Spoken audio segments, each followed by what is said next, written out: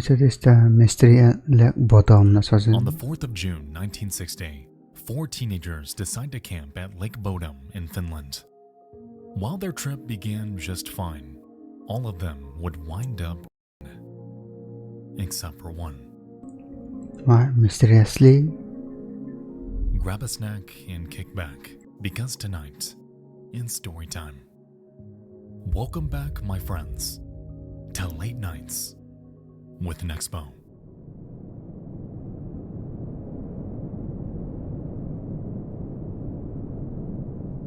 You awake from a shallow sleep. For a moment, you think it's morning already, but then you remember it's still night. During the summer in Finland, midnight is indistinguishable from dawn. Yeah, the one who's still alive might have From where you lay see inside something. your tent, the night sounds perfectly peaceful. Crickets chirp softly outside. Not far away, the lake's gentle waves lap rhythmically against the shore. It's idyllic. And yet, you can't shake the sense that something is wrong. Something imminent. Then you hear it. A crunch of foliage outside the tent. Then a quick twang. The sound of a rope snapping. Someone is cutting the cords that hold up your tent. You try to escape, but the tent is already collapsed down around you, smothering your cries for help. He's doing one before. Everyone is asleep or something.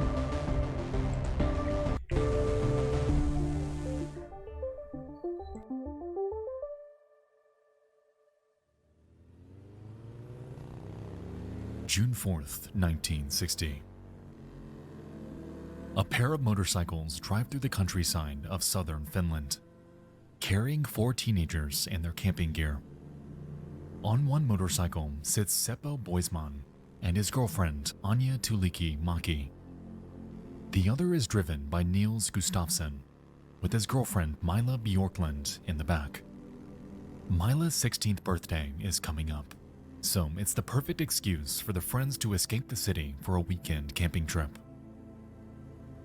And soon, A weekend their then. destination, Lake Bodom, Where the parents. comes into view. It's about 3 kilometers long and 1 kilometer wide, surrounded by pine and birch trees that make it feel quite remote, in spite of its relatively close proximity to the city of Espoo. At an intersection near the lake, they stop at a roadside stand. The mature woman working the kiosk is less than pleasant to them. She seems wary of their group, and when asked, she suggests that they camp far away. Confused but undeterred, the group buys some soda and beer, then heads off to find a campsite, as planned.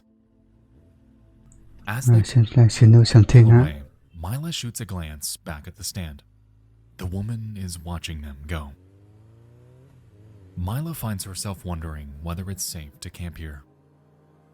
She's already noticed that there are not many tents set up along the lakeshore.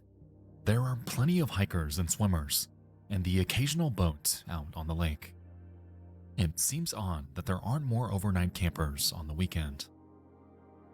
As they scour the lakeshore for a campsite, Mila, Nils, Seppo, and Anja encounter a handful of day trippers, people there for hiking or fishing, but they make sure to find a nice secluded space to set up. It's not long before they find the perfect spot, a small outcropping on the south shore. They're right by the water, but screened from public view by the trees. They lean their 2 motorcycles against nearby trees and pitch a small tent that's just big enough to fit them all inside. Mila keeps thinking back to the woman who sold them their drinks, the look she gave to the 4 of them, her cryptic warning. Mila hopes that they won't get in trouble for staying here Since this is her birthday celebration, she'd feel awful if something happened. But her concern starts to evaporate as everyone settles in by the lake. It's been an especially hot summer, so the cool breeze over the water is just what they needed. The boys crack open their beers. Anya stops complaining about how annoying her dad was about letting her go on this trip. And finally, Milo relaxes as well.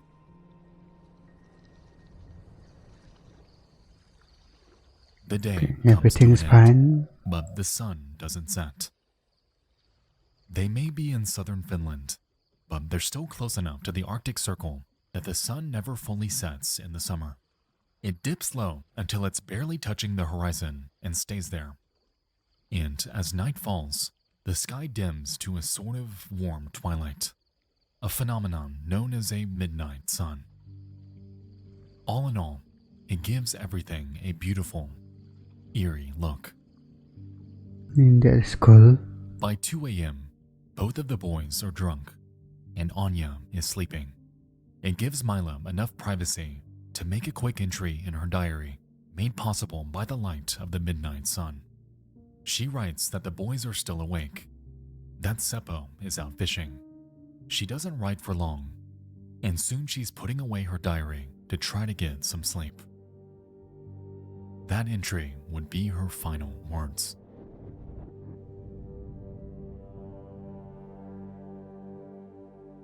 Nine hours later. Morning, by the shores of Lake Bodom.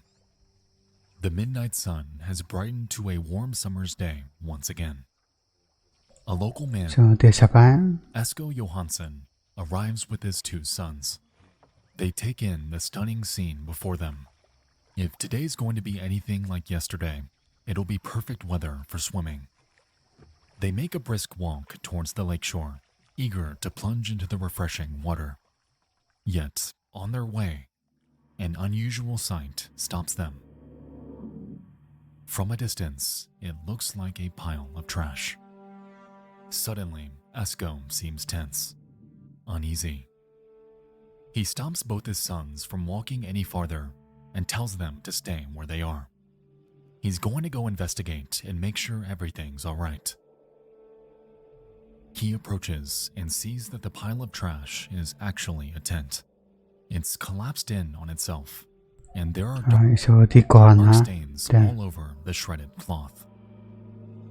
It looks like blood. As he draws nearer, his fears are confirmed. There's a bruised lying on top of the tent, and the body of a young girl partially concealed by the torn fabric. Immediately, Esko runs to the nearest phone and calls 112, Well, that's Finland's traumatizing. emergency services number.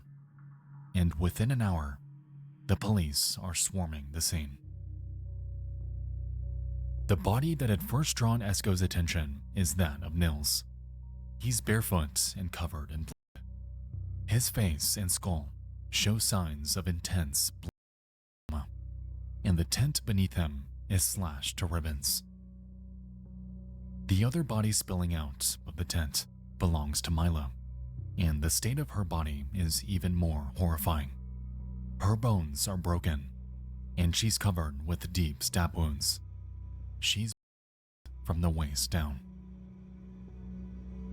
Inside the tent, the police find both Seppo and Anya with similar wounds all over their bodies, though none as extreme as Mila's. Each of the teenagers have. They all have. While searching the tent, the police make a shocking discovery. Nils is still alive. Huh? The 18-year-old boy stirs, moaning in pain. So can he see anything? Blood bubbles up from his mouth. He can't do anything besides moan. His severely broken jaw prevents him from speaking, and immediately, an ambulance whisks him off to the nearest hospital. By this point, bystanders are already starting to crowd around the crime scene, morbidly curious about what all the commotion is about. As the number of bystanders grows, it becomes clear that the police have neglected to set up a perimeter. The crime scene becomes an absolute mess, with countless pieces of forensic evidence What is police doing? trampled or lost. Amidst the commotion, what police are able to piece together is this. There's no obvious reason, though the tent has been slashed, as if by some sort of blade. It seems the attacker struck at them from outside the tent, and the teenagers fought to escape before succumbing to their injuries. Yeah, maybe the bystander is Out the of everyone, they take all evidence away. Mills was the only one who managed to get out. The tent itself seems to have been roughly ransacked, its contents scattered around the woods. A few key items are missing, including wallets and watches belonging to the boys, the shoes that Nils had been wearing, and the motorcycle keys. However, even so, the motorcycles have not been stolen, as both are still parked near the campsite. Mila still has her diary on her, but it doesn't provide any substantial clues. It seems she was too busy relaxing by the lake to note if anything was amiss. The only thing of note is that she was still awake at 2 a.m. and that both boys were drunk, though it's unsurprising for a pair of teenagers on a weekend getaway. The police also find the shoes that belonged to Nils about a kilometer from camp. They're half buried in the undergrowth and covered. Why are they taking the shoes away? A couple of bird watchers come forward to police with the description of a potential suspect, a tall, blond man with a square jaw. They claim that they saw him near the campsite in the early hours of the morning. This is corroborated by a 14-year-old boy who was fishing around 6 a.m. and claims to have seen a blond man standing beside the shedded tent from afar. Neither the fishermen or the bird watchers, however, were close enough to see the bodies. Locals continue to come forward with their own theories, their own suspects, and soon the police are overwhelmed. What they really need is for Nils, the sole survivor, to help make sense of all of this information. He's recovering from his injuries, unable to talk to anyone, but the police are certain that once they have his account of what took place that night, the story will fall into place. But there's only one problem. As he lies in his hospital bed, Nils can't remember a thing.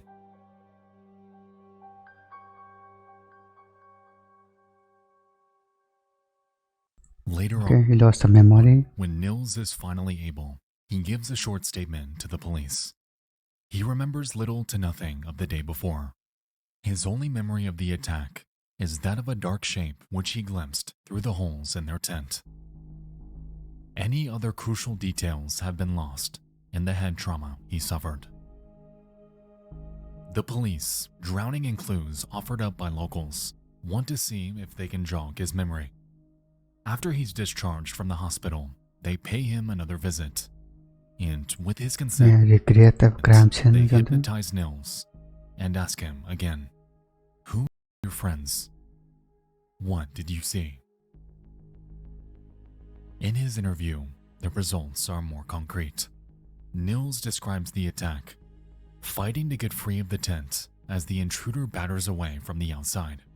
He says he got free of the canvas, only for the mysterious man to kick him in the jaw, breaking it and knocking him unconscious. Afterwards, he was left for dead. Nils describes the attacker as a man around 20 to 30 years old, about 5'8", with blonde hair combed back and a strong chin. This is promising news. His description seems to match up with the figure multiple eyewitnesses placed near the scene. The police hypnotize the 14-year-old who claimed to have seen the blonde man, and again ask for a description. He says the same thing. A blonde man with a square jaw. Using the descriptions given by Nils and the eyewitness, the police are able to create a rough composite sketch of the man they're looking for. The 3 deceased teens are buried the following week. The event is photographed by the press, Where is the photograph? and when these photos are developed afterwards, they reveal something that no one noticed at the time.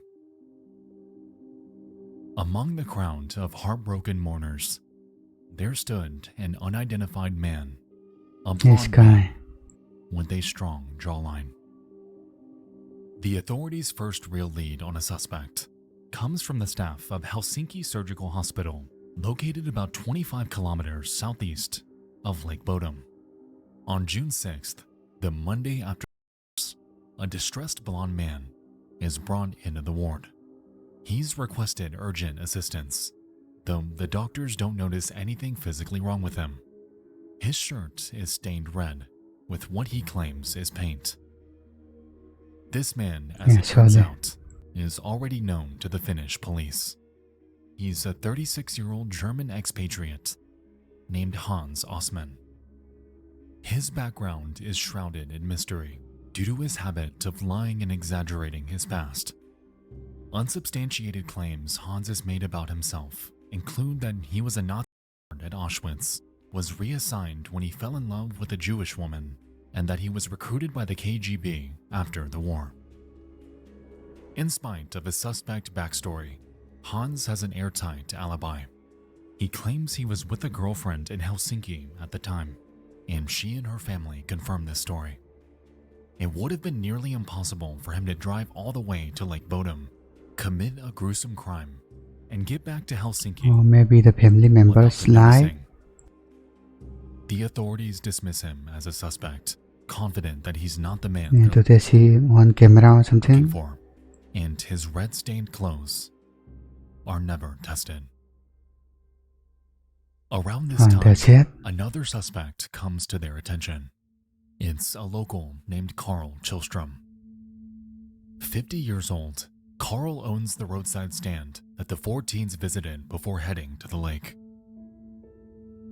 Though often day-to-day operations are handled by his wife and 12-year-old daughter, his wife had directly interacted with the victims on the day before while selling them soft drinks and beer. Carl is the reason there were so few campers by that side of the lake. He's known to be a temperamental alcoholic who treats the shore of Lake Bodom like it's his backyard. He's had numerous run-ins with campers and day trippers over the years, and has been known to throw rocks at people, cut the cords of tents, and even fire warning shots with his shotgun. He looks nothing like the blonde man in the police sketch, but otherwise he fits the perfect profile of someone who would have a violent outburst at noisy teens. On top of that, he lives just a mere 800 meters from the scene of the crime. However, he too has an alibi. Carl's wife claims that he was with her and their 2 children the entire night took place, and Carl's 12-year-old daughter corroborates this story. No new leads turn up, and the case starts to grow cold.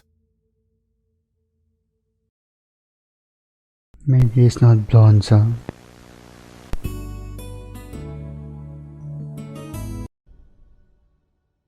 August 1969, 9 years after the murders by Lake Bodom. Carl Chillstrom is drunk again, as usual. He's made his house a living hell for his wife and 2 kids. At the tail end of his most recent binge, his daughter, now 21, has had enough. The 2 of them get into a heated argument, during which she threatens to call the police. Carl leaves the house to cool off and finds a neighbor who will lend a sympathetic ear. The 2 men spend the afternoon together, and their conversation eventually turns serious. Extremely serious. Carl confesses that something has been quietly eating away at him for years. That he, Carl Chillstrom, is the man responsible for the Lake Bodom. Through tears, Carl asks what he should do. The neighbor, alarmed by this confession, replies that there's nothing for Carl to do. He might as well just walk into the lake, because he has no future but jail if he confesses to the police. Carl falls silent for a long time, then finally asks for another drink. That evening, someone tells Carl's son that his father was seen swimming in the lake a little before 6 p.m. Alarmed, Carl's son borrows a boat, speeding to his father's swimming spot. But he can't find him out on the water anywhere. The family He calls the lost? local authorities. Before long, Carl's body is found 3 meters from where the murders took place. He's clothed, with a pair of wine bottles floating alongside him. At first, Carl's wife rushes to defend her husband, insisting that the neighbor must have misunderstood what Carl was saying. But in time, she changes her tune. After years of claiming that Carl spent the night with her, she ultimately admits that Carl had slept on the couch that night. She had been too afraid of her husband to not protect him. The press labeled Carl's as, but this was never confirmed by police. For their part, they remain unconvinced that Carl is the. The confession was only witnessed by one person and under unreliable circumstances. Both men were drunk, and there's still no probable cause. Even though Carl was a drunk who did hate campers with a fiery passion, there's a big difference between harassing people and violently. For the second time in a decade, they dismiss the possibility that Carl Tillstrom is. Meanwhile, the other long-dismissed Lake Bodom suspect, Hans Osman, actively cultivates a reputation as a Lake Bodom boogeyman. He eagerly tells fanciful, unverifiable stories of his life to true crime magazines. He claims, among other things, that he was a member of the German SS during the Second World War and that he was later employed by the KGB. Though he never admits anything about Lake Bodom, it's clear that he enjoys the limelight. Finally, in 1997, at the age of 73, he invites a journalist to bed. In a rambling interview, he alleges his own involvement in a number of unspecified crimes. So he's like a Henry Lee Lucas. The journalist assumes that Hans is referencing another unsolved double in the area from 1959, just a year before Lake Bodom. Trying to take credit of all the This murders. case, in which 2 young campers were in a tent at night near a lake, bears undeniable similarities to the Lake Bodom case. However, when the journalist inquires directly about Lake Bodom, Hans doesn't confess. Ultimately, Hans Osman died shortly thereafter, leaving his true life story clouded by exaggeration. For a while, it seemed like nothing new would ever happen to revive interest in Lake Bodom. Any hope at truth has been lost to time and crime scene mismanagement. The 90s roll into the early 2000s, and then, shockingly, there's a sudden development. Forensic science has advanced considerably since the 1960s, prompting re-examination of old evidence. This directs police to a new suspect, and it's one who's been hiding under their nose the entire time.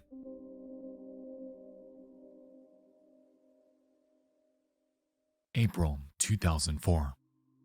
Nils Gustafsson has lived a normal life for the past 45 years. Now in his early 60s, he's retired with a wife and 2 kids.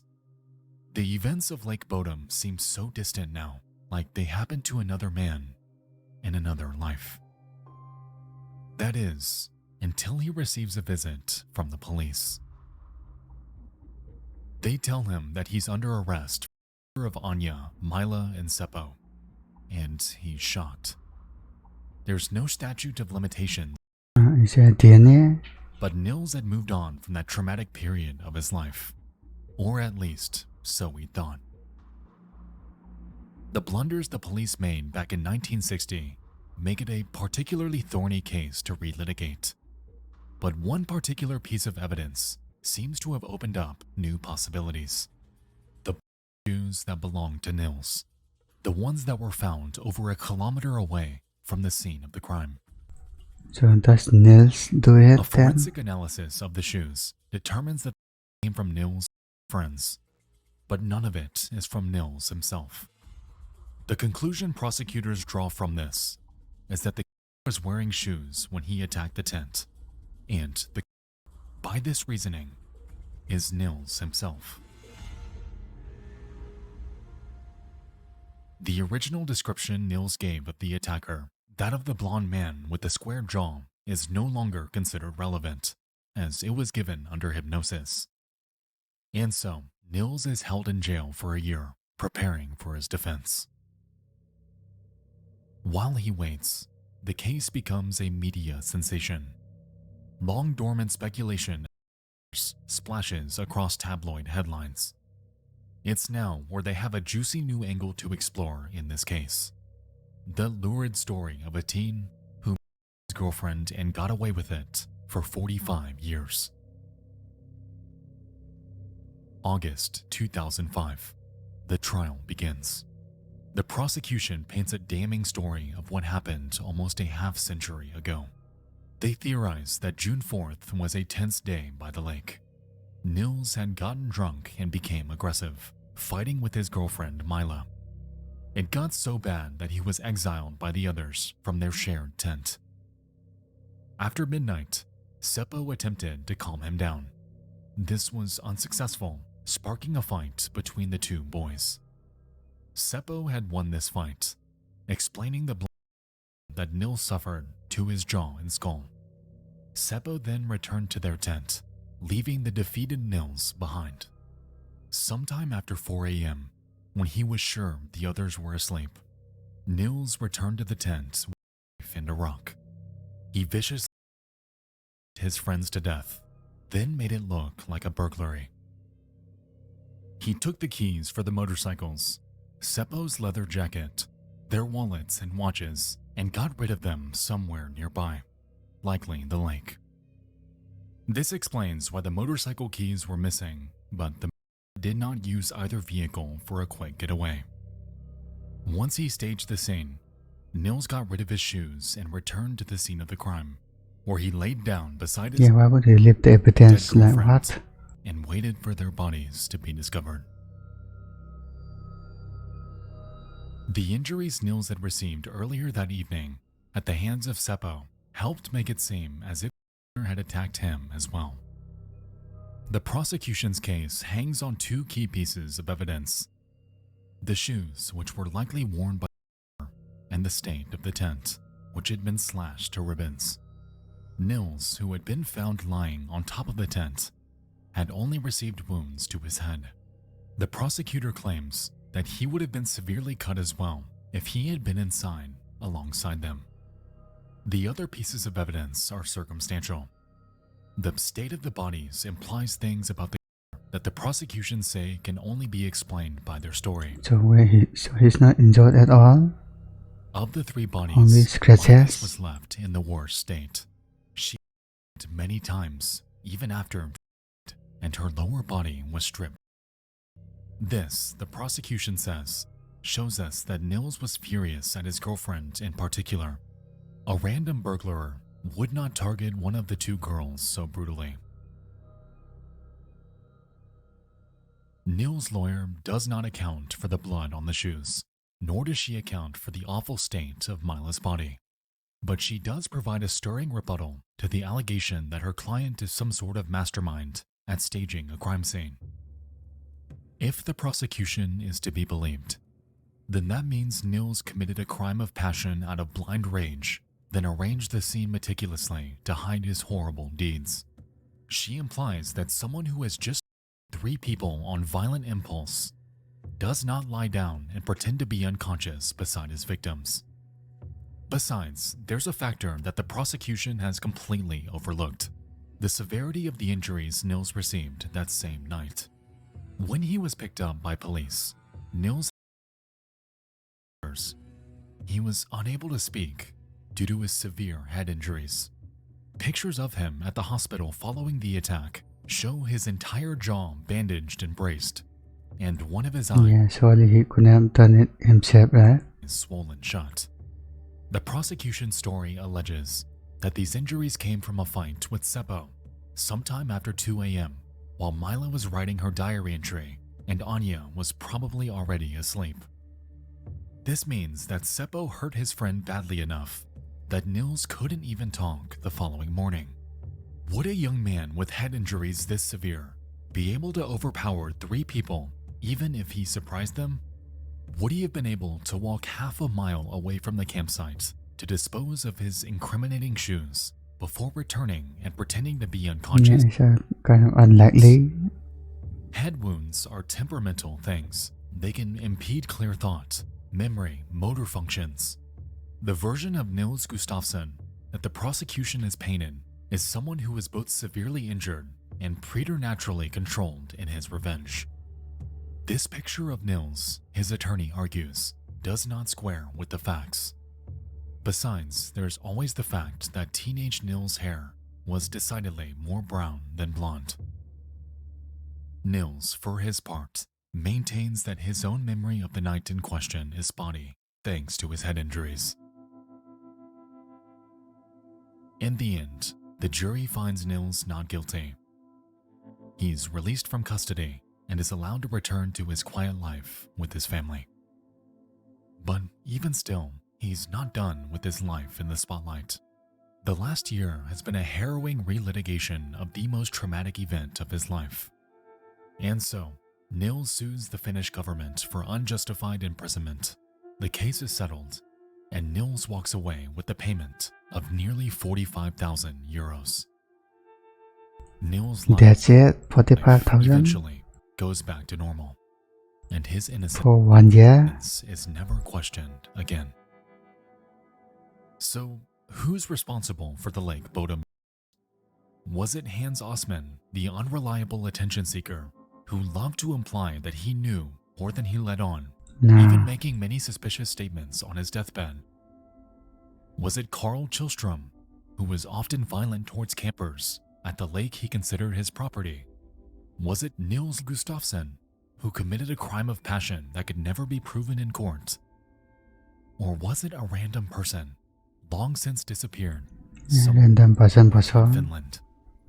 Yes, employed. Curiously, So, another suspect came to light in the late 1960s, just a couple months before Carl took his own life.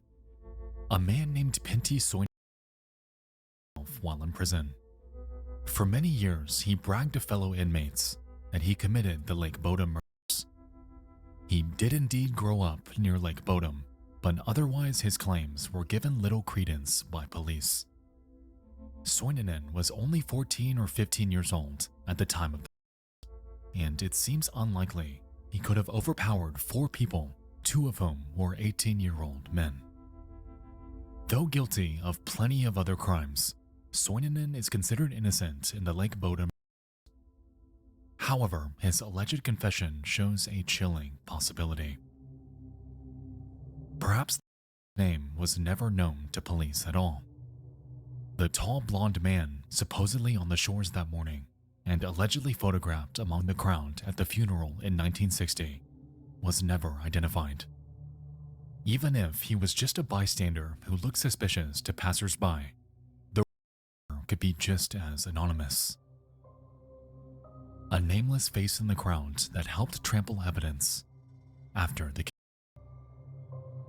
And lest we yeah, forget, the police didn't even question the guy. the weapon has, to this day, never been found. Wherever it lies, whether at the bottom of Lake Bodom, buried on its shores, or somewhere else entirely, even the midnight sun may never reach it.